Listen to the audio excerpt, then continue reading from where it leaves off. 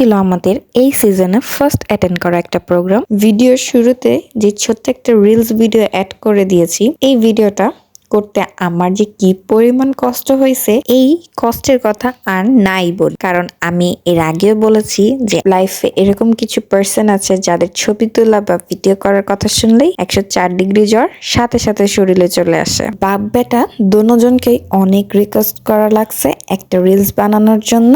By the way, আসসালামু আলাইকুম, this is Oishi Ahmed, welcome to our new blog.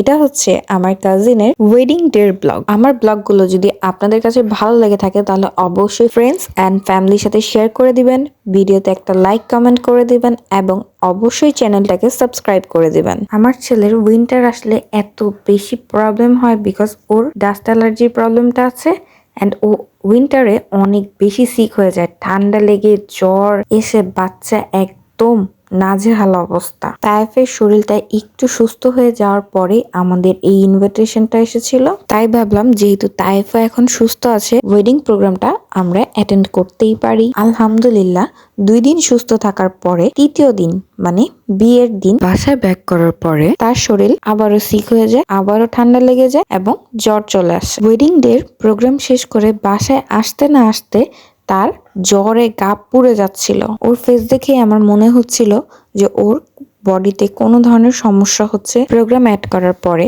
আমরা সবার সাথে কিছু পিকচার্স তুলি, সবার সাথে একসাথে বসে ডিনারটা শেষ করি।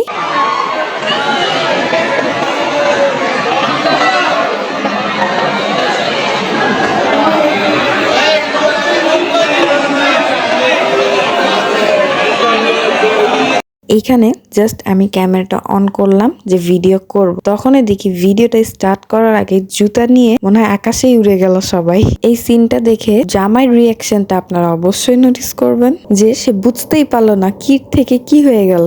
এবং আমি তাইফের বাবাকে বলতেছিলাম যে তুমি বেঁচে গেছো, ভাগ্যিস যে তোমার ছোট কোনো শালি ছিল না। তখন আমার ভাবি বলে ঐশী তুমি আবার বিয়ে করো, তখন তোমার বিয়ের সময় তো আমি ছিলাম না, তাই এবার বিয়ে করলে নিজ কাঁধে নিব এই দায়িত্বটা আমি।